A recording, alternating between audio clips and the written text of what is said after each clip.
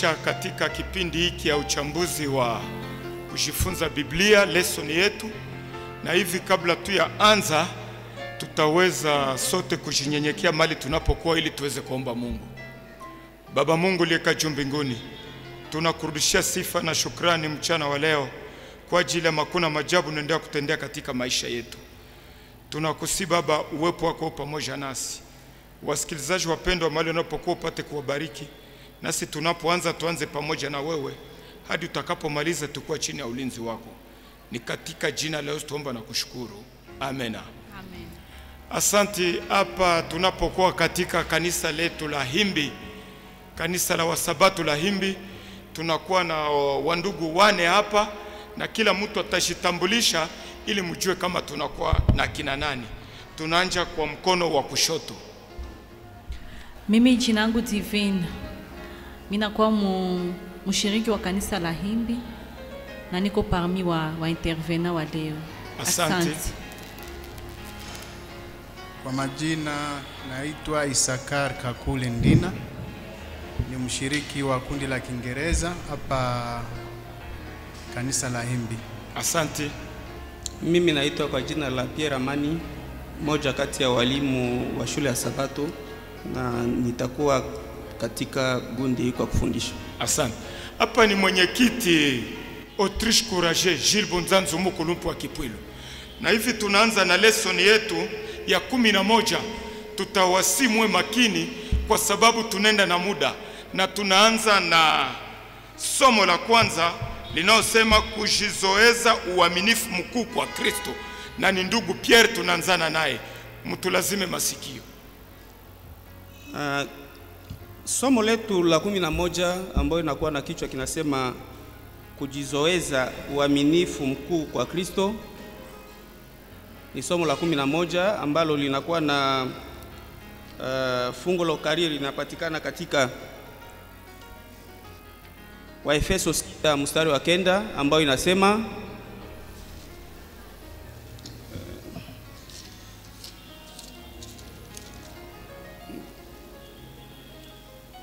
inasema katika Kifaransa, et vous maîtres, agissez de même à l'égard et abstenez-vous des menaces, sachant que leur maître est le vôtre et dans les cieux, et que devant lui il n'y a point d'acceptation des personnes.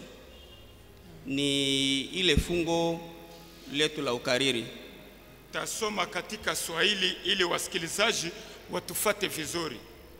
Waefeso 6 mstari wa 9 ama wa 9 inasema, na nyinyi Bwana muwatendee hivi vile vile, mkiacha kuogopesha, mkijua ya kuwa yeye aliye Bwana wao na wenu ni mbinguni, wala kwake hakuna upendeleo. Neno la Bwana.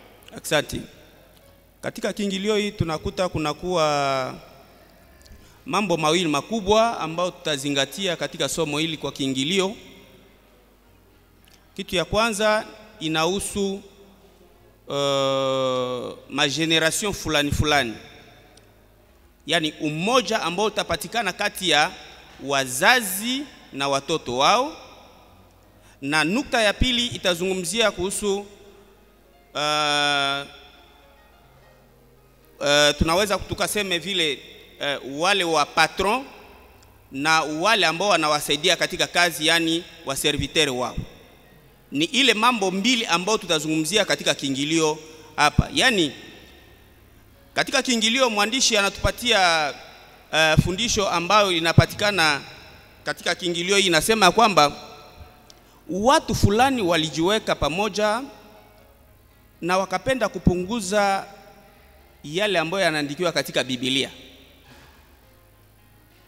Wakatia mashairi fulani ambao inazingatia maneno ama lengo ambao walikuwa nalo. Wakaondoa sehemu kubwa ya Agano la Kale na hata sehemu ingine ya Agano Jipya. Narudisha neno kwa mwalimu. Asante, tunashukuru ndugu Pierre kwa kiingilio hiki. Kabla sijaenda kwenu kusudi muongeze ama mulete swali, je, kuna mtu anakuwa na kuongeza katika kiingililio?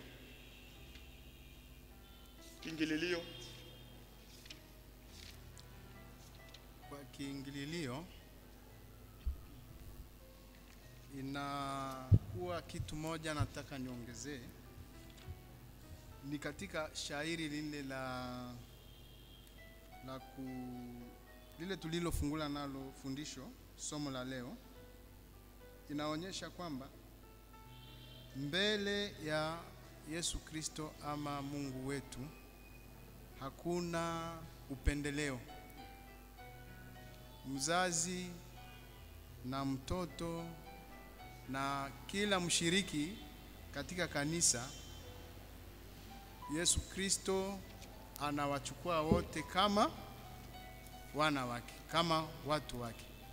Hivi basi tusikue na upendeleo katikati yetu, kusema tuwapende hawa, tuwabague hawa. Mbele ya Mungu sisi tuko nani? Tuko sawa. Asante. Ubarikiwe sana.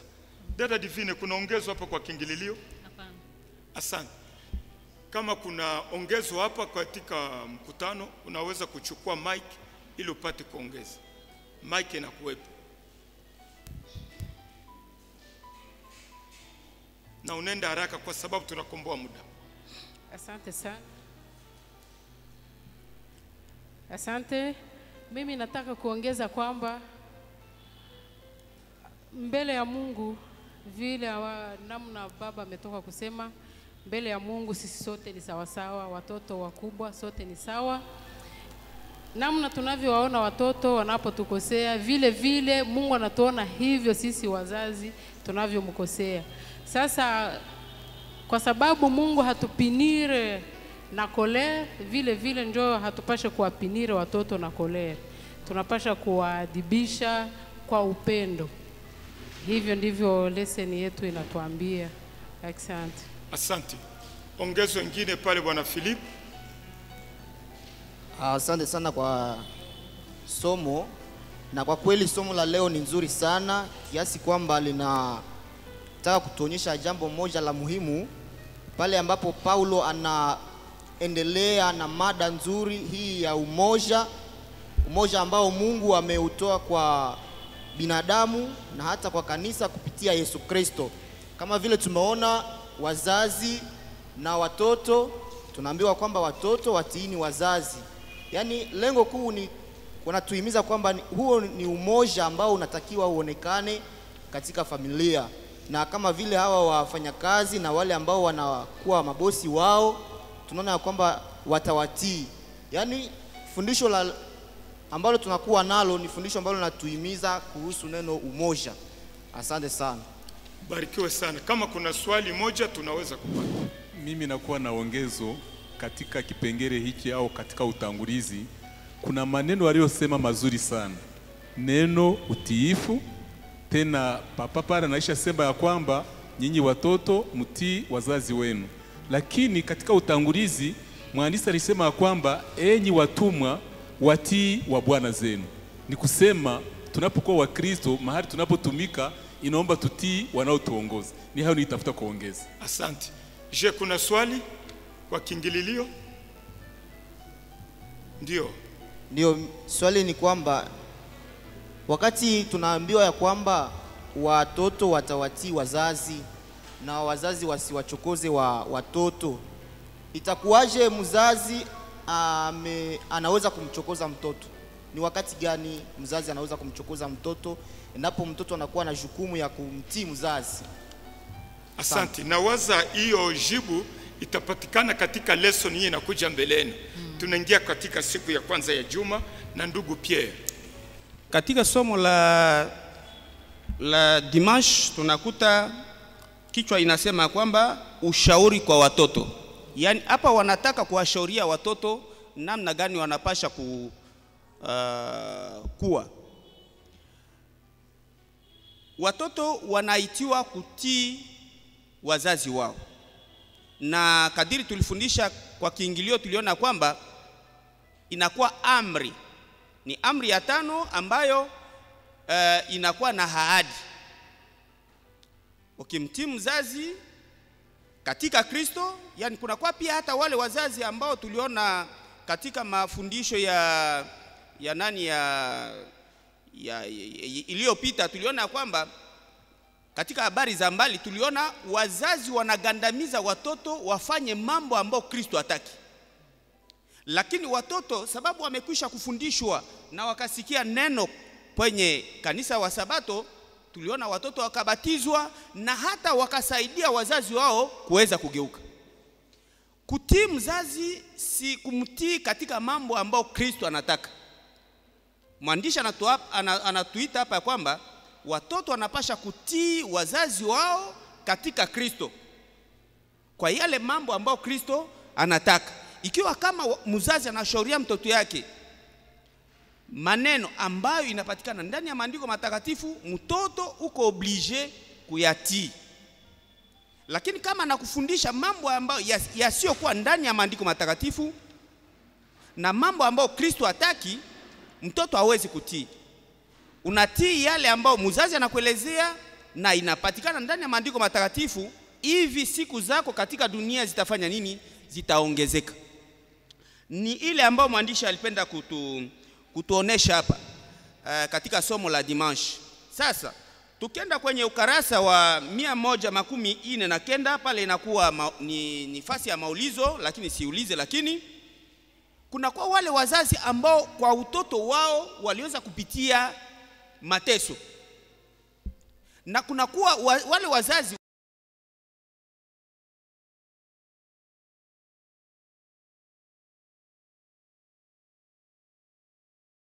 disciples de Christ et à les inclure dans les services d'adoration en tant que participants actifs. Inasema hivi, tunapasha kuwatia watoto na kuwakonsidere sawa vile wafuasi wa Kristo. Tunawafundisha mambo ambayo Kristo anataka, wao watatii, sababu ni yale ambao maelekeo ambao tunawapatia. Mezali 22 mstari wa 6 nasema fundisha mtoto angali mdogo, hata atakapogua hawezi kwenda umbali mbali, ikiwa inapatikana ndani ya maandiko matakatifu yale shauri. Ndio maana hapa anatuambia tuwainvite waingie ndani ya gundi la Kristo, tukiwa considere sawa vile wa Kristo, na tuwatie ndani ya maabudio, sababu kesho au kesho yake ni wao ambao watakuwa kanisa la kesho. Ikiwa kama hatuwafundishe vizuri, kanisa la kesho litaweza kudidimia. Ni ile ambao mwandishi alipenda kutuonesha hapa katika hii somo, ya kutuonesha kwamba utiifu wa watoto inakuwa na ahadi fulani ambayo Mungu aliweza kutupatia katika maandiko matakatifu. Tuwe watii kwa wazazi wetu, na yale ataweza kutusaidia kugua kiafya, kugua kiimani hadi Yesu atakapokuja. Asante. Tunashukuru ndugu Pierre kwa ongezo lake kuhusu leson ya Jumapili. Sasa sijue ndugu Ndina, una ongezo katika leson ya Jumapili? Kwa siku ya Jumapili nyongezo naona hakuna kabisa, kutokana na yale ambayo nimesoma, sababu katika lesoni ya Jumatatu itagusia tu mashauri. Asante. Na itakuwa ni mashauri kwa wazazi, nafikiri itakutana mahali fulani hivi. Dada Divine, kuna ongezo? Ndiyo, mimi nina ongezo kidogo, na ongezo yangu ni hapa mwisho. Mwandishi alituonesha kama kwa kuheshimu wazazi haibidi mzazi awe mzuri au mbaya. Mtoto inabidi aheshimu mzazi, ateko na makosa mbalimbali, inamubidi amheshimu tu. Mzazi anaweza kuwa ni mtu mulevi, mzazi anaweza kuwa ni mtu mwenye anafanya tabia zibaya, haiwezi kupatia mtoto nafasi ya kumdharau ama kama vile kizuizi ya kumuneglige. Wakati wote ule mtoto, ni shauri yenye mwandishi anatupatia, mtoto anastahili heshimu mzazi katika mambo yanayompendeza Mungu, na ibidi mzazi akuwe na tabia gani. Asante, tunashukuru dada. Je, kuna mtu ataweza kuongeza kuhusu leso ya Jumapili? Ndiyo, enda mara moja, chukua mic. Kitu nitakachoongeza katika kipengele hichi ni heshima. Kila mtu yote anapendaga heshima, kwa sababu Paulo alisema ya kwamba nyinyi watoto heshimu baba yako na mama yako. Lakini tena kwa mstari wa 6, ni kusema wa Efeso 6 mstari wa 1 hadi wa 3, akasema ya kwamba nyinyi wazazi msiwachokoze. Ni kusema mzazi hawezi chokoza mtoto mwenye anafanya namna gani, anamheshimu. Ni kusema katika mazingira tunayoishi, tukikuwa watu wa kuheshimu, hatuwezi pata tatizo ya kuweza kutuchokoza. Ni hayo nitafuta kuongeza. Asante. Ndio ndugu Bahati, patia ndugu Bahati mic. Asante kwa neno, ila ongezo langu liko kwa hiki kitabu cha mwalimu page 146, sijui kama tuko pamoja, page 146 commentaire 2, deuxième partie ya commentaire, page 146, juste pale katikati ambapo kunasema namna ya kuwasaidia watoto. Inawezekana mzazi labda amchokoze mtoto, ama mtoto aone kwamba mzazi anamlemea kwa ajili ya kumpatia labda kazi ambayo inamlemea, inamvuka hata miaka yake. Hapa mwandishi alisema hivi, nitasoma kidogo katika Kifaransa. Anasema les enfants élevés en les corrigeant et en les instruisant selon le Seigneur. Hapa chini wanasema hivi, et non selon leur propre sagesse. Les enfants doivent être éduqués et dirigés vers leur propre relation mûre avec le Seigneur.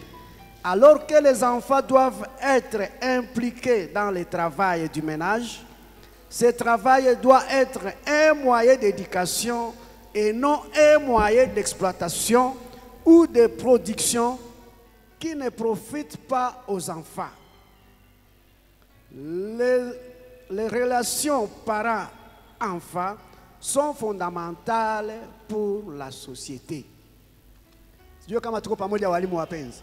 Hapa ni kwamba tu kwa kifupi, mtoto naye anaweza kuhusika katika kazi.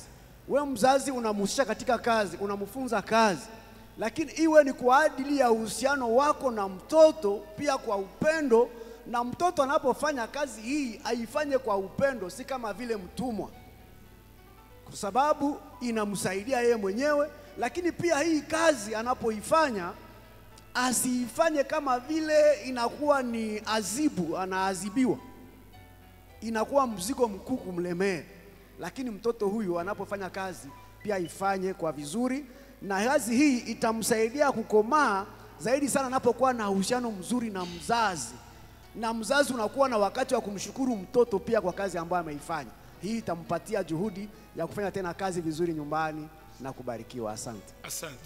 Tunashukuru kwa kitabu kile cha walimu kwa ukarasa 114, Teolojia wa Adventista wa Sabato kuhusu watoto inasema mambo yafuatayo.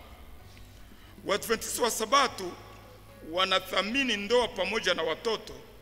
Thamani hii imeonyeshwa katika imani ya msingi namba 23, ikisema ya kwamba Mungu anaibariki familia na anakusudia kuwa washirika wake watasaidia kufikia ukuaji kamili.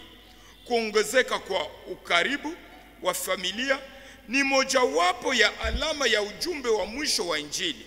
Wazazi wanapaswa kuwalea watoto wao wakuwe wakimpenda na kumtii Bwana Yesu. Kwa mfano wao na maneno yao wanapaswa kuwafundisha kwamba Yesu Kristo ni kiongozi mwenye upendo, mnyenyekevu na anayejali, ambaye anawataka kuwa viungo vya mwili wake, yaani familia ya Mungu inayowakumbatia wasio na wenye ndoa. Hiyo ndio ongezo yenyeko katika kiingilio hii ya Dimash. Je, kuna swali? Ndio mama Antoinette. Swali ambayo ninayo, ninaangalia kuna neno Papa Pierre alisema pale, mzazi ambaye katika utoto wake alikomaa akiwa katika mateso, anakomaa akiambiliwa maneno mazito mazito, halafu anapokuwa katika unyumba wake hayo maneno ndio ameyazoea, na yale ndio atakuwa anaambia watoto wake. Eske wale watoto wataweza kuheshimu kweli mzazi?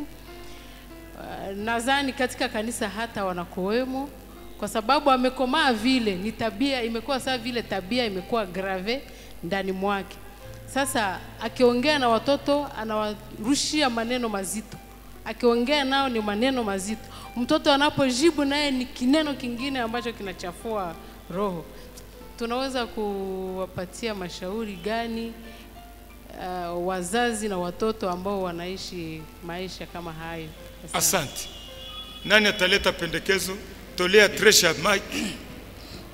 Unajua, mazingara kama yale yanaonyesha wazi ya kwamba jinsi mtoto alivyolewa na jinsi mzazi na yeye sasa kama yeye ni mzazi jinsi alivyo. Jambo ambalo tunalipata katika Biblia ni ya kwamba tunapokuwa viumbe vipya katika Kristo, maisha ya kale lazima ifanye nini? Ibadilishwe. Na tunapomruhusu Roho wa Mungu aweze kuwa ndiye mwalimu wetu, ya kale lazima tuwe tayari kukubali yawachiliwe mbali. Maisha ya Mkristo ni kukubali tabia ya Yesu. Na unapokuwa unachukua tabia ya Yesu, utakuwa mpole, utakuwa mtiifu, na yale maneno magumu ambayo mtu alikuwa anayazungumza zamani, Roho wa Mungu anakusuia yote kuyawacha. Kwa hivyo mimi nafikiria maisha ya Mkristo ni yale ya kukubali ya kwamba uko tayari kubadilishwa na Roho wa Mungu na kuongozwa naye. Barikiwe sana. Asante. Ndio, leta. Ndio. Swali langu ni hili, ikiwa fundisho hili linatufundisha vizuri sana kuhusu ulezi wa watoto, wazazi wanapobarikiwa na watoto, na tumesomewa hapa kwamba fundisho inatuambia kwamba wazazi wanapolea watoto wawalee kwa lengo la kumpenda Mungu na kutii maneno ya Mungu. Hasa swali langu ni kwamba je, ikiwa ulimwengu wa leo umeathirika na tunaona kuna watoto wengi ambao hawampende Mungu na hawatii maneno ya Mungu, je, tunaweza kusema kwamba chanjo cha haya yote ni nini? Je, ni wazazi au hilo ndilo swali? Wakati wazazi wanakuwa na lengo ya kuwalea watoto kwa ajili ya wampende Mungu na watii maneno ya Mungu, lakini dunia ya leo tuna watoto wengi ambao hawampende Mungu na hawatii maneno ya Mungu. Je, haya yanatokana na nini? Je, ni kosa la wazazi au? Asante sana. Asante, tunaelewa swali, lakini inawaza kulingana na gisi fundisho ilikuja kusudi tubadilike. Na kama tutabadilika, tutatia mambo hayo katika matendo na tutakuwa mfano bora kwa watoto wetu, hata na kwa wale watoto wanaofanya nini, wanaotuzunguka. Sijue mzee Elia alikuwa na neno wa kuongeza hapo. Mimi kitu nitakachoongeza katika lesson hii ni ya kwamba kila wakati Mungu wetu anataka tuweze kuishi mazingira mazuri. Hawezi kupenda tuishi mazingira mabaya. Na ikiwa Mungu alisema ya kwamba nyinyi watoto heshimu baba zenu, hii si mpango wa mwanadamu, yani ni mpango wa Mungu. Mungu alitaka tuweze kufanikiwa kwa kuishi mazingira mazuri. Lakini ikiwa mtoto unamwambia twende gauche, yeye anaenda droite, ile si mpango wa Mungu, yani mpango wa shetani. Na ndio maana we mzazi, piga magoti uombee mtoto wako aende droite, aende kumpango wa Mungu, akuheshimu na umuheshimu, na tuende katika safari ya mbinguni. Asante, barikiwe sana. Na waza lesson ya Dimashe na kuisha, tunaenda kwa lesson ya Lendi pamoja na ndugu Ndina. Mtulazime masikio ili tupate mambo ya kueleza. Na kushukuru kiongozi kwa neno. Sous-titre ya Lendi ni mashauri kwa wazazi. Tumetoka kusikia mashauri kwa watoto. Kabla sijaingilia maelezo hapa kwa undani, napenda tusome Wakolosai 3 shairi la 21. Nitasoma: ninyi akina baba, msiwachokoze watoto wenu wasije wakakata tamaa. Kama kuna mashauri mahali fulani ama katika kundi fulani, inaonyesha kulikuwa kitu kisichotembea vizuri. Shauri inakuja kusema watu warekebishe. Inaonekana Paulo aligundua kwamba kuna kasoro ambayo inapitika katikati ya wazazi na watoto na wazazi wao. Ndio sababu siku ya Jumapili tumesikia mashauri kwa watoto. Hapa sasa Paulo anatushauria sisi kama wazazi. Na tukisoma lile neno la mwisho la kusema wasije wakakata tamaa, ni kwamba kuna nafasi ambako vile tumesikia wazazi wanachokoza watoto na watoto wanafika wanakata tamaa, wanasema huyu mzazi siwezi nikamfuata, vile ni mchokozi, mimi sitamfuata. Sasa kazi ya Paulo kwa ile lesoni ya Jumatatu alikuwa anatengeneza tena mahusiano katika mafamilia za watu. Mahusiano yalikuwa yana shida, ilikuwa sasa ni nafasi yake kusema watu warekebishe na watengeneze maisha. Zaidi wazazi walikuwa wamenekana kwamba ni wachokozi sana, wanachokoza watoto kwa njia moja ama nyingine. Sasa Paulo alikuwa akiwaambia waache hiyo tabia mbaya. Na hivi Paulo alionyesha heshima ambayo tunaweza kuwa nayo kwa watoto sisi kama wazazi. Kujua kwamba watoto nao ni washiriki kama sisi katika kazi ya Bwana. Sisi wote tunashuhudia kazi mara nyingi watoto wanafanya hapa kanisani, wakitolea mashauri kwa watoto wenzao, hata kwa sisi wazazi.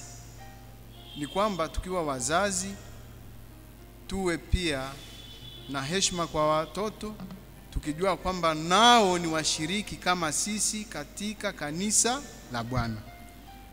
Ile ndio kwa ufupi shauri ambalo Paulo anatupatia siku ya Jumatatu. Ubarikiwe sana ndugu. Tukiingia hapo ni Jumatatu, kabla haenja kwa Jumanne tunataka kufanya ongezo kwa Jumatatu ili tuhakikishe kama Jumatatu inakwisha. Na ni pale ukiangalia wale watu wa mbeleni, kulikuwa hata mali kwa wanaandika walikuwa na hata watoto, anakuwa na hasira. Hapa katika leso unasema akina baba walikuwa na haki ya kutoa adhabu kali kwa watoto wao, hata kuwaua. Sijui kama tuko pamoja. Ndio. Na mwandishi anasema kwa kweli katika hali fulani mamlaka ya baba kwa watoto wake yalizidi mamlaka ya bwana kwa watumwa wake. Sasa hapo Paulo anatuambia, akisha tuambia hivi, anasema tuwe na tabia nzuri nyumbani. Tabia ya watu wenyewe wanaelekeza watoto wao kuelekea wapi? Mbinguni. Ongezo katika lesson ya Jumatatu. Ndio. Wenye niko na kitabu hiki kia mwalimu, niko toujours hapa ku deuxième partie ya commentaire, niko ku page 147 ukurasa 147. Pale chini mwisho kuna mashauri kwa ajili yetu wazazi, kwa sababu hapa mara wazazi tunafikiri kwamba kuwagomeza watoto, kuwa makali sana, kuwapiga fimbo, hii itawasaidia kuwarekebisha. Lakini kabla nisome hapa, acha niseme kwamba tulipofanya zungumza pamoja na hawa watoto ambao wanalala barabarani, kuna wakati ambapo hapa kanisa tulifanya siku ya kwenda watembelea, tukawabeba kusalo, wakawatengeneza, wakanawa, tukawavika mavazi, wakafanya sabato nzuri pamoja nasi hapa. Na ninakumbuka kwamba siku ile niliweza kuongea na watoto fulani, wakanionyesha kwamba kinachosababisha mojawapo wa watoto watoke manyumbani kwao na kwenda ishi barabarani ni wazazi wanaokuwa wakali sana kupita kipimo. Yaani inaacha mtoto anasema ninakosa amani hapa kabisa na anakimbia. Labda wazazi wake walifariki, sasa nenda kaa kwa jamaa nyingine, wanamtumikisha vibaya, wanampiga, wanamtesa, na mtoto anaamua kwenda kuishi barabarani. Hapa mwandishi amesema hivi, nitasoma kidogo tu katika Kifaransa. Hapa chini kumshomisho. wanasema l'éducation et la protection des enfants décrit les enfants comme des dons précieux de Dieu confiés aux soins des parents, de la famille, de la communauté de foi et de la société dans son exemple. Sasa hapa chini ninaruka kwa sababu ya muda. Une correction caractérisée. Pale chini kumshomisho kabisa ninaenda ku page 148, caractérisée par un contrôle sévère, punitif et dictatorial, conduit souvent le ressentiment et à la rébellion. Hapa natuanisha ya kwamba wakati wowote ambapo tunatumikisha wazazi kimabavu, kutomboka, kuwa mkali sana, na unakuwa très sévère. Yaani nilisema hivi hakufanya hivi, basi mtoto hata kula ile siku na atapigwa fimbo ajabu. Nasema hii inasababisha watoto waweze kuwa wakaidi ama wapinzani, le rebel. Mtoto anafika wakati ambapo anasema amezoea fimbo, wasi wanamtesaka, basi mtoto anashindikana kabisa kabisa. Hii ndio ilikuwa nyengezo yangu. Asante. Asante. Ongezo lingine? Ndio. Nilipenda kuongeza tusiwanyanyase watoto. Ile shauri imetolewa kwa wazazi. Lakini mimi nikisoma katika ile ukarasa 116 ya mwalimu wanatuelezea hivi: le but des parents est plutôt de les élever. Les il a remplacé enfants. De les élever en les corrigeant et en les instruisant selon le Seigneur. Tunakuwa na mifano mbili. Tunakuwa na hao watoto wa Eli, hadisi tunayua, tunakuwa na Musa, tunakuwa na Joseph. Wazazi waliwafundisha, waliwalea, hao wamoja hawakugusiwa, hao wengine walishauriwa na wakati. Sasa nikirudia kwenye lesson ya lendi nasema hivi: si tu dorlotes un enfant, pale tunakuwa mstari wa 3. Si tu dorlotes un enfant, il te causera des mauvaises surprises. Si tu partages ses jeux, il te fera pleurer. Tunahitajika nini sasa? Travaille donc. Sawa vile mzazi, travaille donc à éduquer ton fils pour n'avoir pas à affronter son insolence. Qui aime bien son fils ne lui épargne pas les coups de fouet. Mwandishi anatuambia vile. Watoto wa Eli tuliona gisi walifika na hata dubu ikawakula sababu baba alikuwa na reja. Tuombe Mungu sana atuongoze, sababu tukienda mu michezo yao tukiwalea reja siku moja watatulilisha. Na inakuwa shida sana wakati wanatuambia huyu anakuwa mtoto wa nani? Eske mzazi yake anaweza simama, akifanya mabaya hautasimama. Lakini wakisema huyu mtoto mwenye alisema verse mzuri, mzazi yake asimame, nasikia furaha ndani. Hata wakisema yomba yake asimame, na yomba iko tayari kusimama. Sababu ya nini? Madibisho ambayo tunapatia watoto wanapokuwa wadogo, na wakigua vile, na sisi tukiwa kwenye maombi kuwaombea kusudi wague vizuri, itatupatia mwelekeo mzuri na hata Mungu atatukuzwa. Asante. Asante. Tunatolea neno la mwisho kwa Jumatatu ili tuende mimi kwa ambacho Jumane. nitakachoongeza katika kipengele hiki kinachosema wasio kwa wazazi. Kuna ushauri kwa wazazi. Ushauri kwa wazazi. Hapa kuna kitu chenye mwandishi alisema kizuri sana. Anasema hivi: msiwachokoze watoto wenu, ukifuatiwa na amri nzuri, waleeni katika adabu na maonyo ya Bwana. Mara mingi wanasema kwamba anayekuima shule anakuima kitu kikubwa. Ni kusema sisi wazazi inaomba na sisi tuweze kwenda kwa shule ya kuwa na adabu. Kwa sababu tunapokuwa na adabu na watoto wetu watakuwa na adabu. Tena anasema maonyo ya Bwana. Ikiwa nampenda Bwana, mtoto wangu anaangalia namna jinsi ninavyotembea ndani ya Bwana na atatembea vizuri. Ili ni ongezo nitafuta kuongeza pale. Asante. Mzee Polepole ana swali ili tumalize kipengele hiki. Mtolee mike. Asante mwenyekiti kwa kutolea nafasi. Mimi ninakuwa na swali kuhusu fundisho hii kwa sababu wameongeza mambo mazuri sana na namna tusichokoze watoto. Lakini tunaposoma katika maandiko wanatuelekeza, nilipenda sasa munisaidie kufatana na hali ya leo ambao tunapoishi. Kwa dunia ya leo wanatuambia kama usiguse mtoto, usimupige.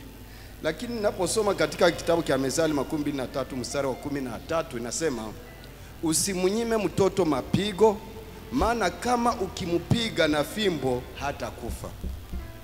Unaposoma Mezali 29 mstari wa 15 inasema fimbo na kemeo yanaleta akili, lakini mtoto anayeachwa kwa yeye mwenyewe anapatiza mama yake haya.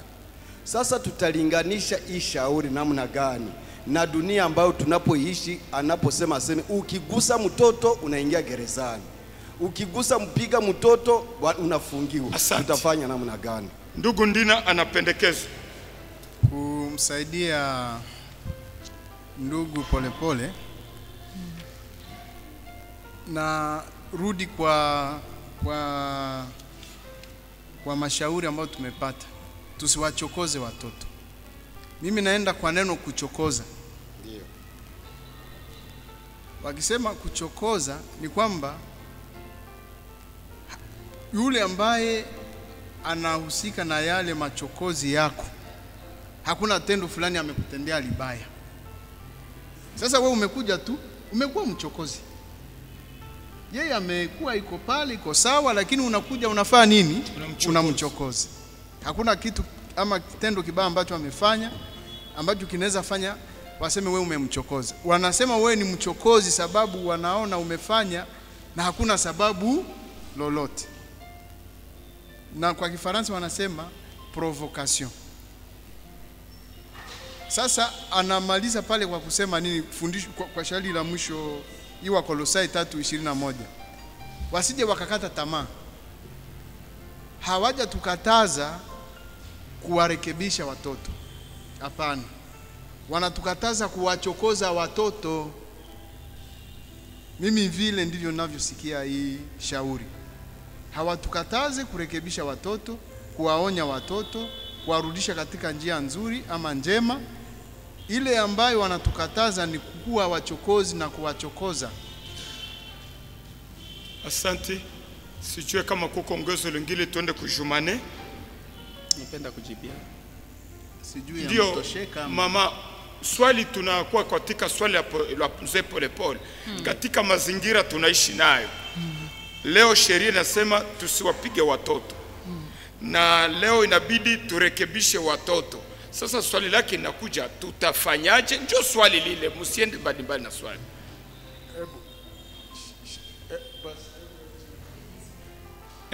Sasa mnajua ya kwamba sheria ya nchi iko, lakini vile mwenzetu hapa amejibu, sisi tunapofundisha watoto wetu kutii, tunapowarekebisha, ni kumaanisha ya kwamba tunapowachapa fimbo, hatuwachapi kwa kuwaprovoke ama kwa hasira, mbali tunajaribu kuwarekebisha maisha yao. Kwa hivyo sisi tunaambiwa ya kwamba tusiende njia ya kuchokoza watoto, kwa sababu unapofanya hivyo unakuwa na hatia wewe mwenyewe, kwa sababu umekosa kushauri mtoto wako. Umurekebishe nje. Ni kumrekebisha, na unapomrekebisha haikosi ghadhabu ambayo anayopata, kwa maana ni ya kumuokoa. Amen. Ubarikiwe sana. Mama Anto, tunapofunga kipindi hiki. Asante sana. Nilisoma quelque part kitabu cha Ellen White, walisema avant ya kupinire mtoto anza kuzungumza naye, umuoneshe kosa lake, na ikiwa inawezekana umupropose, umwambie akupropose punition yenye inalingana na kosa yenye amefanya. Mimi nawaza kosa ni mwile angle kwenye wanasema kuwapiga, tusiwanyime fimbo, na sheria ya nchi inakataza fimbo. Mimi nawaza mwile angle, kama umeanza kuzungumza naye unampatia pinisio yenye yeye peke amepropose, mimi nawaza leta nayo haitaona mbaya. Asante. Sasa mie kwenye siyaelewa, mzazi anaweza kumchokoza mtoto namna gani? Kumprovoke. Hakufanya kosa, mzazi anamprovoke. Atamprovoke namna gani? Sijue, siyaelewa. Hiyo ndio swali lako. Ni swali nzuri. Ndugu Pierre anaweza kuleta pendekezo. Ndio. Kuchokoza mtoto ni kumwambia kitu yenye haiko sawa vile unataka ufanya sanction. Ni kumwambia kitu yenye afanye, yenye yeye astahili kufanya. Unamchokoza. Nipe mfano. Mtoto anakuja anasema sina biki. Msichana 14 15. Au sina saa. We mwenyewe unampeleka kwa ile mazingira. Ni kusema nini? Benzako ya kenza abalombake bazazi bike. Siwe kama tuko pamoja. Unamchokoza, hata unamuelekeza ile mzazi apashe kufanya. Mzazi mzuri, sina kitu lakini chunga, tutaomba Mungu atatusaidia. Haumchokoze mtoto. Yaani usimchokoze na kumupeleka katika hali fulani yenye yeye anaweza akaanguke ndani. Ni kumchokoza. Ile inakataziwa katika lesson hii. Sio kama kuna kwa mwingine anakuwa anauliza. Asante. Tena unapojaribu kumfanya mtoto wako aonekana kama watoto wa mtu fulani, unamwambia wewe mbona uko kama mtoto wa fulani? Wewe mbona unamuita majina ya matusi ambayo hayafai kutoka kwa mdomo wa mzazi. Hiyo ndio tunasema ya kwamba unaletea mtoto hasira ambayo hastahili kuwa nayo. Asante. Tunashukuru. Tunaenda kwa Jumane kwa sababu muda sio rafiki, inayosema utumwa katika siku za Paulo. Asante kiongozi. Jumanne ni utumwa ambao ulikuwa ukifanyika wakati wa Paulo. Paulo kama mchungaji, kama msimamizi na mshauri wa maisha ya kiroho, aligusia pia utumwa wakati wake. Na ilionekana wakati wake utumwa ulikuwa ukifanyika kwa njia ya kinyama kabisa. Mtu akiwa ni mtumwa alikuwa anaishi maisha ambayo ni ya kutokuwa na faida yoyote mbele ya watu wengine. Sasa Paulo ana maelezo ambayo anatupatia kuhusu vile tunaweza kuishi na watumwa ambao mimi niliposoma ile lesoni haitaelekea tu watumwa kwa wakati wake wa Paulo vile walikuwa watumwa. Hata watumishi kwa nivo mbalimbali kwa maisha hata yetu ya sasa. Tunaweza kuwa tuna watu ambao wanafanya kazi katika manyumba zetu, katika maofisi zetu, na ama wale wanafanya kazi katika idara za serikali ama makambuni. Tuchukue mwelekezo wa kuona mtu wa kufanyia kazi na yule ambaye anampatia kazi. Mtu binafsi anaweza patia mtu kazi, na serikali ama idara ya serikali fulani nayo inaweza kupatia mtu kazi. Sasa tukilinganisha na wakati wa Paulo akieleza juu ya watumwa, na sisi tusitoe mafikara yetu kwa watu ambao wanafanya kazi, wanapofanyia watu wengine kazi, ama wanapofanyia idara mbalimbali tofauti kazi. Sasa Paulo, kabla sijaenda zaidi, tukirudi kwa siku hii ya Jumatatu, tutaona pale chini kuna maelezo ambayo inatokana na mwongozo kwa watoto, nayo ni maneno ya Ellen G. White, mama Ellen G. White, ya kusema kwamba sheria ya Mungu katika maisha ya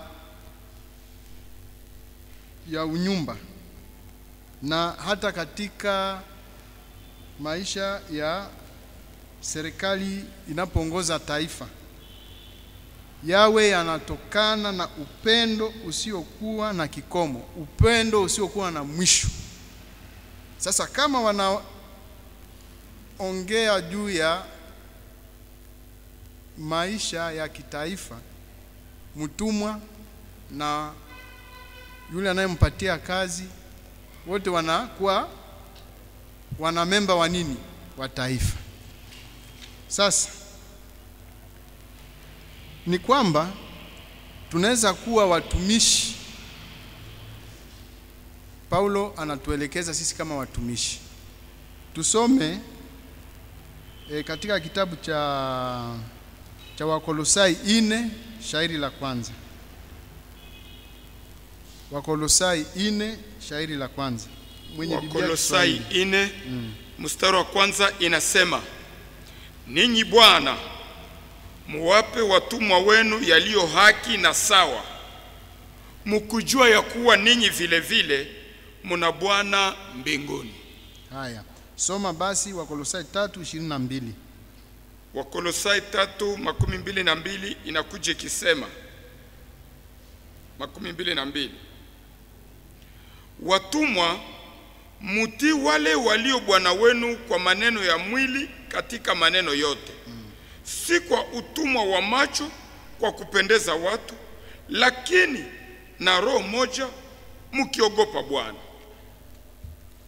Kitu ambacho nilikuwa natafuta zaidi pale ni kusema kumwogopa Bwana. Kwa position yoyote tunaweza kuwa nayo kama watumishi, tukifanya kazi, tufanye kazi kwamba tunafanya kazi ya nani? Ya Bwana. Na shauri imetolewa sasa kwa wale wa mabwana zao, tuseme wale ambao wanawapatia kazi, wanao waelekeza katika kazi, wasimamizi wao katika kazi. Paulo anashauri ya kwamba sisi kama tunapeana kazi, ikifika kiwango tunapeana kazi, tumeona tunaweza kuwa tunafanya kazi kama watumishi. Inaweza ikafika tena wakati tunafanya kazi tukipeana kazi kwa wengine, watu wengine wakawa watumishi kwetu. Tujue kwamba na sisi pia tukiwa ni watu wanaopeana kazi, sisi ni, hapo kwa Kifaransa walisema les maîtres, mabwana. Tujue kwamba na sisi kuna Bwana ambaye iko wapi? Mbinguni. Ni kusema mtumishi, mtumwa na Bwana yule ambaye ni anapeana kazi, na yeye iko chini ya Bwana mkubwa, na yule Bwana mkubwa ni yule Mungu wetu ambaye anatawala juu ya kila mtu. Na nikiendelea chini, inaonekana katika wakati wa Paulo sasa, Paulo aligundua structure sociale, maisha yao vile walikuwa wakiishi. Watumwa walikuwa nawekwa mbali sana, walikuwa naonekana hawana nafasi hata ya kukaribia kusanyiko ambalo walikuwa wakikuwa ndani wao kama mabwana. Sasa walikuwa hawapewe nafasi pia nao ya kuwa tayari na kushiriki kazi ya Bwana na kujipata kwamba wanapia faida. Basi hivi sisi kama wanamemba wa kanisa la Waadventista wa Sabato, kuna mashauri ambayo imetolewa kwetu katika komante ambayo iko katika lesoni hapa. Teolojia juu ya watumwa inaonyesha kwamba hatuwezi tukawa na ubaguzi. Sisi kama kanisa, kuna yale ambayo uongozi wa kanisa kwa ngazi za juu, General Conference General, imeonyesha kwamba sisi ni familia moja katika ulimwengu wote, na katikati yetu tusiwe na ile ubaguzi wa rangi, ubaguzi wa kabila, ubaguzi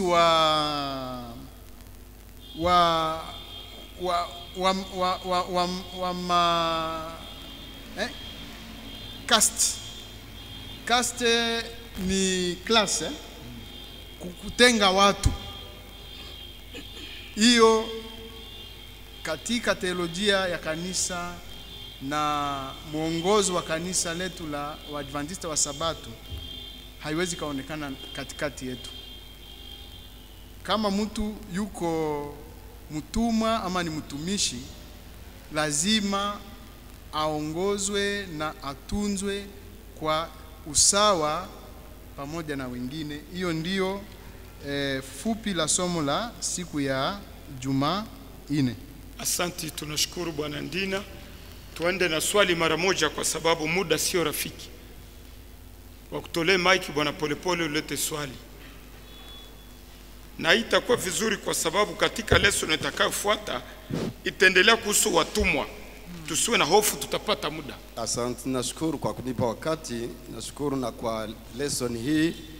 Tunaposoma ile Wakolosai, hii ni mstari wa kwanza, ni hapo ambao nimefurahia zaidi. Wanasema, enyi wa Bwana, muwape watumwa wenu yaliyo haki na sawa, mkijua ya kuwa nyinyi vile vile muna Bwana mbinguni. Sasa swali yangu ni hii. Unaona, tuseme sisi wa Sabato, Mungu saa zingine anaweza kuwa amenibariki, nina kazi. Na kazi yangu inahitaji watu ya kazi. Lakini naenda kutaniwa kwa sababu ya hali ya dunia kwa leo hii. Wakosefu ni wengi. Wanapotafuta kazi ni wengi. Sasa kwa sababu watu wa kazi ni wengi, ninapofanya kwa kutafuta mtu wa kazi, ninapenda nimupe mshahara ambayo haimufai. Mfano, nasema wewe utanitumikia kwa mwezi ndakupa $5. Mfano, ninapojua kama na zile $5 hazitamwezesha hata kuishi hata kwa siku moja. Je, hiyo kufuatana na hii shairi nitakuwa nimesaidia namna gani? Ubie nifanye namna gani? Ule mtu tusaidia yeye namna gani? Asante. Nani uko na wazo kwa sababu muda unakwenda? Mlete wazo.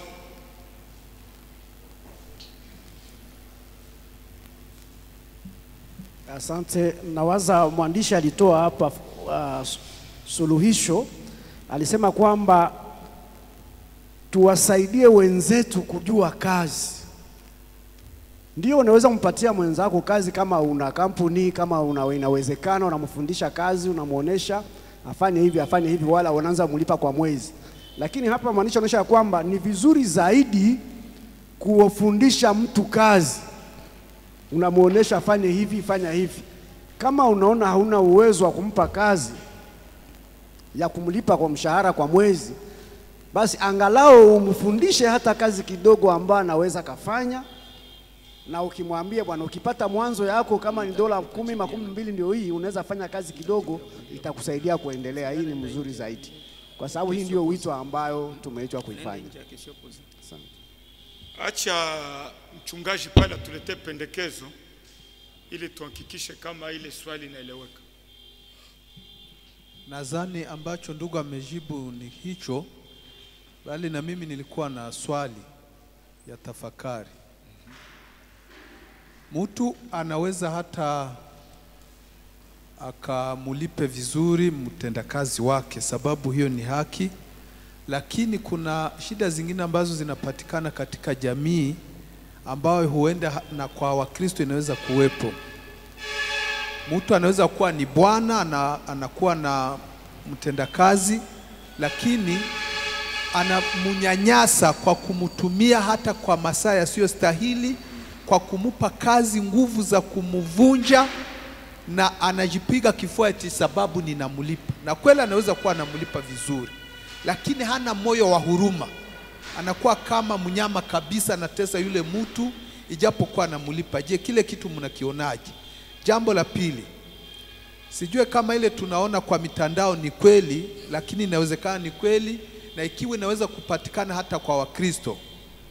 Baba analeta mtendakazi msichana, anamlipa, hata anaweza fikia wakati wa kutaka kumunyanyasa ili afanye naye dhambi, mambo ya ngono na kitendo cha ndoa, hata mpaka na wamwambia nitakuwekea mshahara maradufu hata. Je, hilo nalo mnalionaje? Au mama mwenye sasa naye ananyanyasa kijana mwenye amekuja kumtumikia kwa njia hiyo, na anasema nitakuongezea mshahara, mpaka kijana anayeogopa dhambi lakini akisikia kwamba ataongezewa pesa, basi anasema kwanza si nilikuwa kutafuta maisha. Unaona, hiyo yote ni njia tu ya kunyanyasa mtendakazi kupitia uwezo ambao unakuwa nao juu yake, wakuwa unaweza hata kumtolea pesa nyingi. Hiyo nalo mnaliona namna gani? Asante.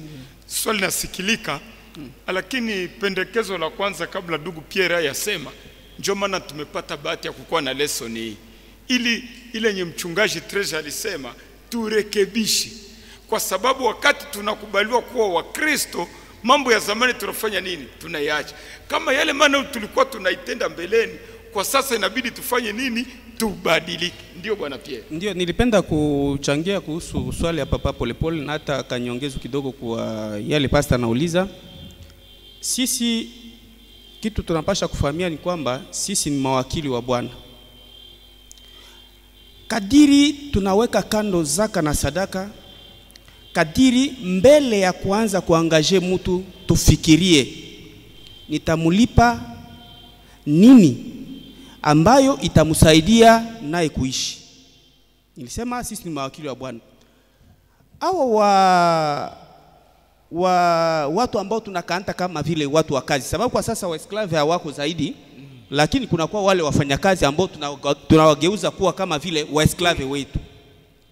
Kabla ya kumuangaje, anza kufikiria ana watoto ana nini, au analipia nyumba na nini. Hii makuta nitamupa, eski itamsaidia kama vile karama ya kumsaidia mwezi mzima?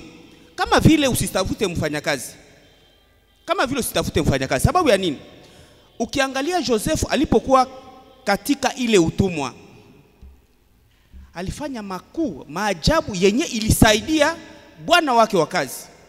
Na ni vile katika lesson hii wanatuonyesha kwamba ukimutrete mzuri ule mfanyakazi, inawezekana maombi yake Mungu akaisikie na inakuinua tena zaidi. Inakuinua tena zaidi. Yaani atupashi kuwadharau, na juu inawezekana wakati fulani nasema daire minjo na mulipaka. Atasema nini na minjo nafanya nini na mulipaka.